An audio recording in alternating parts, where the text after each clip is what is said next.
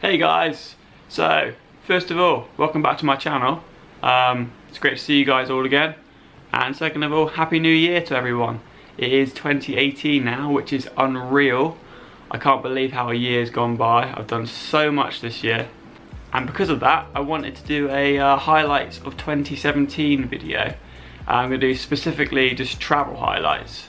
So this video is going to be about, you know, the top 5 places that I have been in 2017 and what I would say was, you know, the highlights of 2017.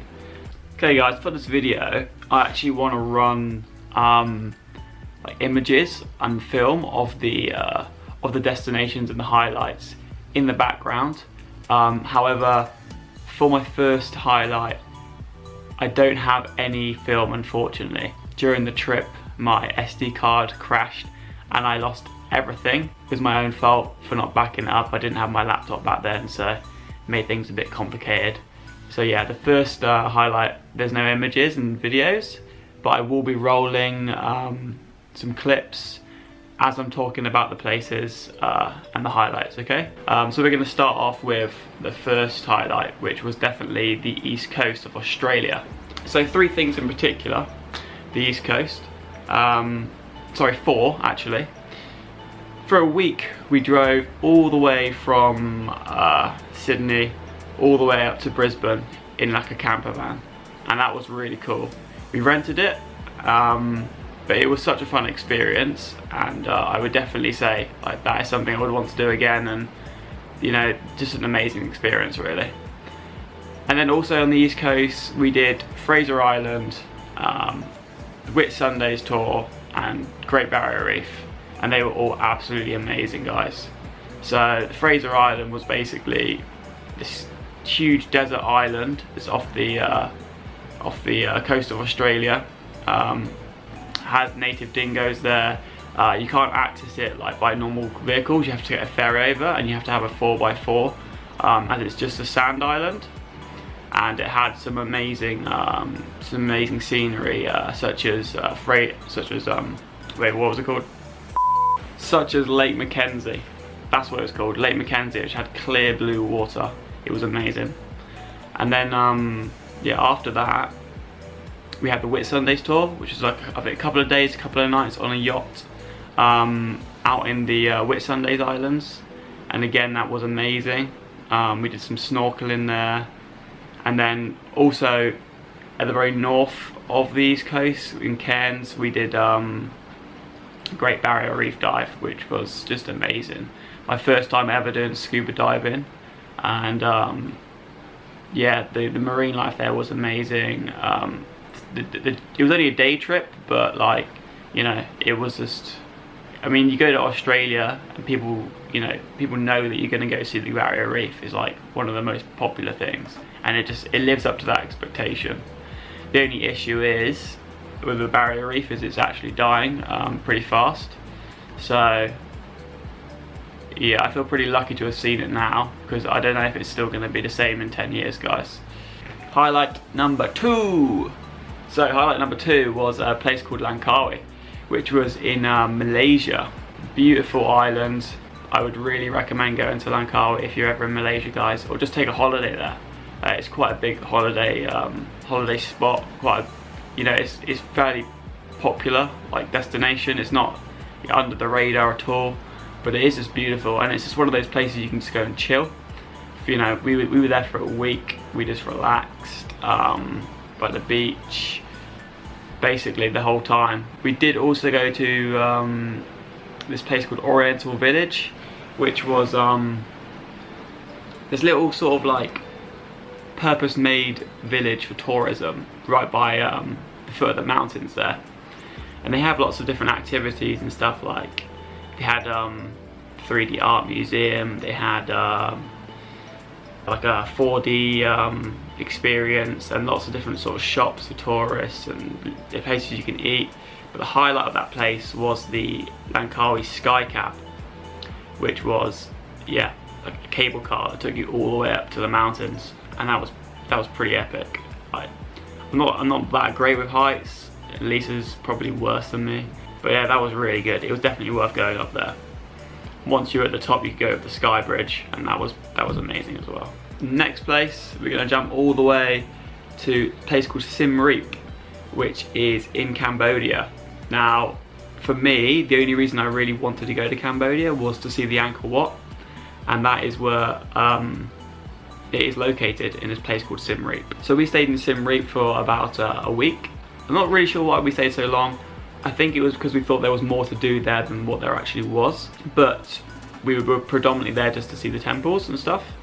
So the Angkor Wat is actually one of thousands of religious monuments in the place called Angkor. So Angkor is the general area where all the temples and stuff are located. It was the old capital of the Khmer Empire, which was like an empire that used to control a lot of Southeast Asia. And the actual Angkor Wat temple was built during the Khmer Empire for the emperor. So it was originally a Hindu temple, but it's been slowly converted over to Buddhist temple. So yeah, and it's actually the largest religious monument in the world, guys.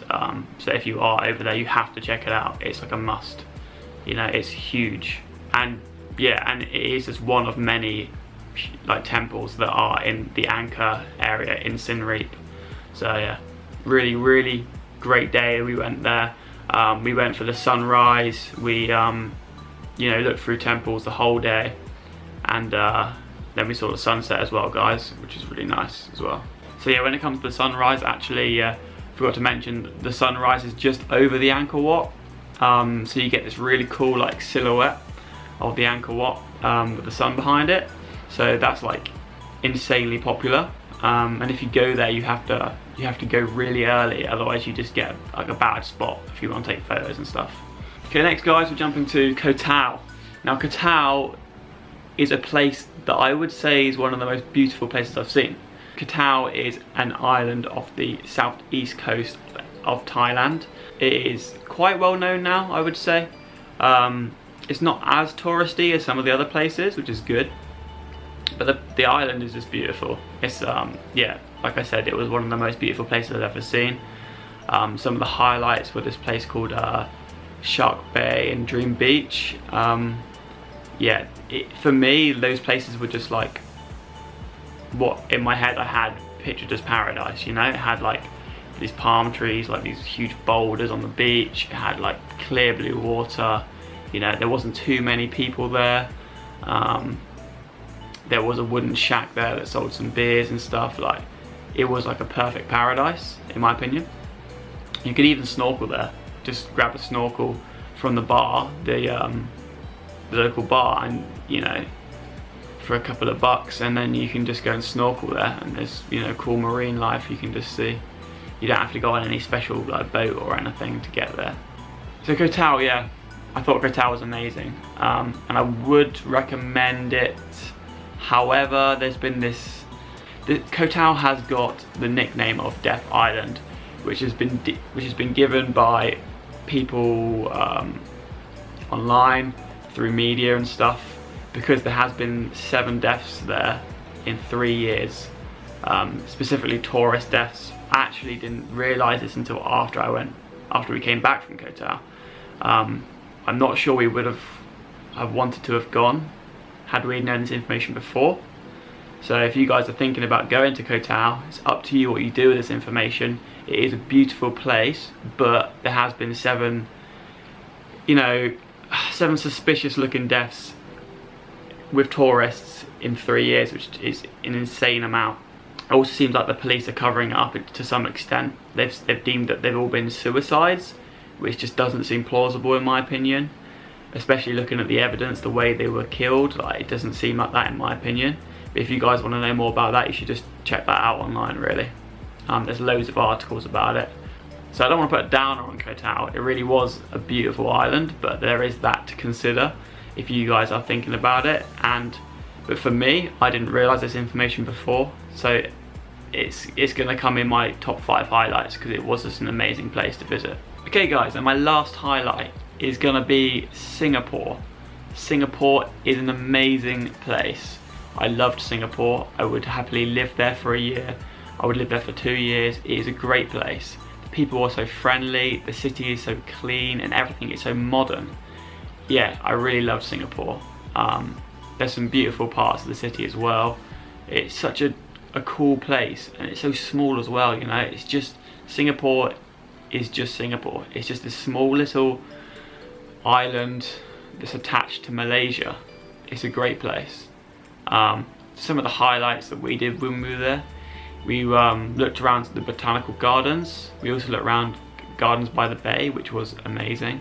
There are 2 domes there, both of amazing sort of plant life. Can you say that? Plant life? Both of amazing plant life, foliage, beautiful domes to look in. And the general area was amazing. They had these sort of like flower trees that were custom built but also naturally growing. You guys better see in the images that I'm showing now, like, it is amazing. But also, Singapore is amazing for shopping. If you're rich, it's a great place. I'm not rich, but you can still find some good stuff there. They have lots of sort of high street retailing companies, you know, for people that haven't got, you know, that aren't rich. But if you are rich, you've got your big brands there. You've got like Boss and Ralph Lauren, like shops like that, and other stuff, you know. So that's all down Orchard Road, which is like sort of like an Oxford Street on steroids, I would say. Also, Singapore has Universal Studios. I don't know if if you guys have been to Universal Studios. I have, and I love it. It's such good fun. You can just go out, you know, with a family, just, you know, have a day at the theme park, or you can, if you're really into rides, you know, it's great for that too. Universal Studios is one of my favourite sort of theme parks there is, you know. We actually didn't go. We didn't have time, but I'd already been before to a Universal in America, so I wasn't like, I didn't feel like I need to do it, although I would have liked to have done it if I had a bit more time. But yeah, that's my 5 highlights, guys, of 2017. It's been a great year for me. So what did we have? East coast of Australia, we had Langkawi, we had Cambodia, Koh Tao, and Singapore. I could have put another 5 in there if I wanted to do a top 10 list, but I thought I'd try and keep it relatively short with top 5. So guys, yeah, make sure you check those places out if you're around in the area. I mean, I personally recommend all those places that I said there. They're really wicked. So this is like a bit of an experimental type video for me. I'm going to see what, you know, how many views, whether people like this, what people put in the comments about this kind of thing.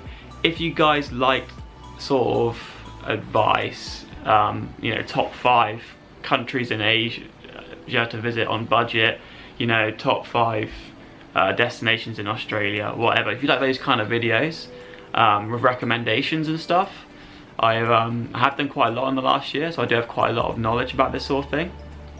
Just post it in the comments and I will make more of this kind of thing. I don't know how well this will be received, so we'll see.